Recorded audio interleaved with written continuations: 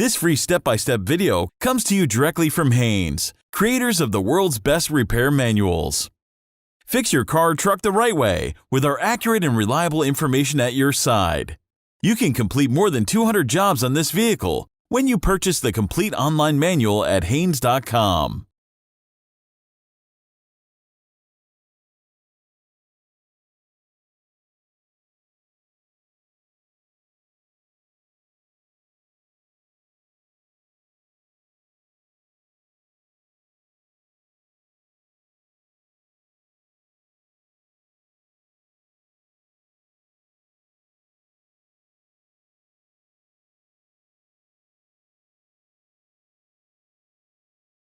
Chock the front wheels,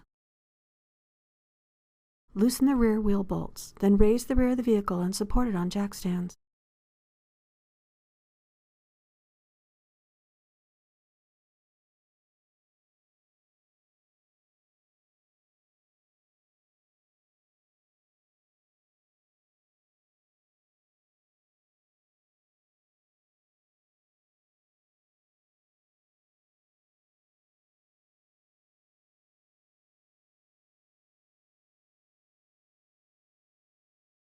Remove the rear wheels.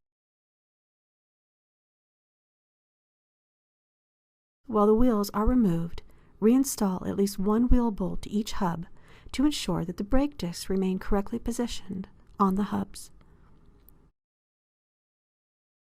With the parking brake lever fully released, detach the parking brake cable retaining clips.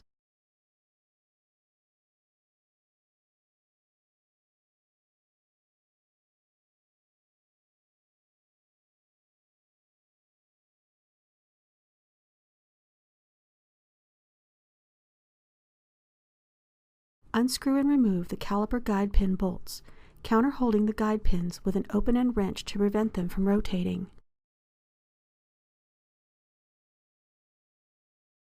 Discard the guide pin bolts. New bolts must be used on refitting.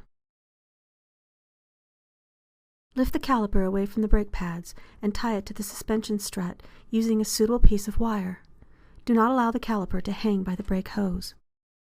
Remove the brake pads from the caliper mounting bracket.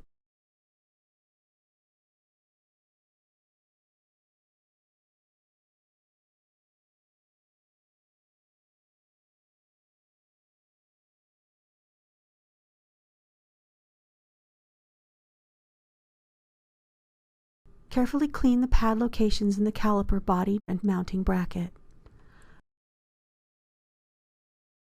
Brush the dust and dirt from the caliper and piston, but do not inhale it, as it is harmful.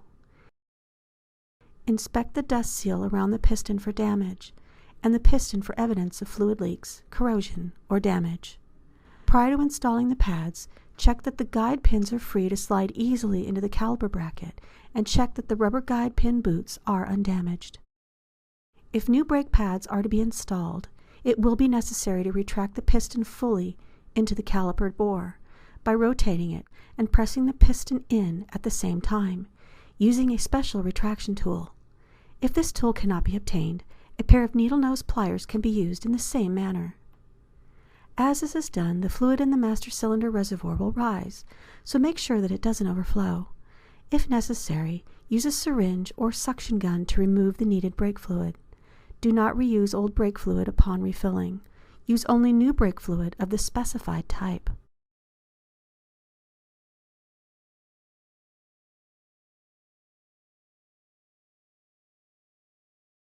Where applicable, peel the protective sheet from the new brake pad backing plates, then install the pads in the mounting bracket, making sure that the friction material is facing the brake disc. Slide the caliper back into position over the pads, making sure that the pad anti-rattle springs are correctly positioned against the inner surface of the caliper body and are not jammed in the inspection aperture. Press the caliper into position, then install the new guide pin bolts. Tighten them to the specified torque when retaining the guide pins with an open-ended wrench. Attach the parking brake cable to the frame at the necessary retaining points. Tighten the bolts securely.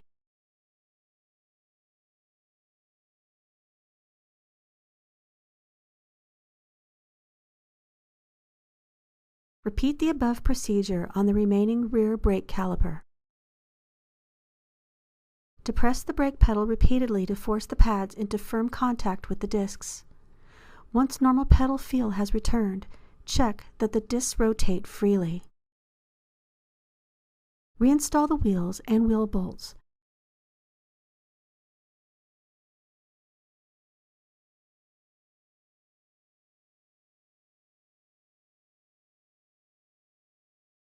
Then lower the vehicle and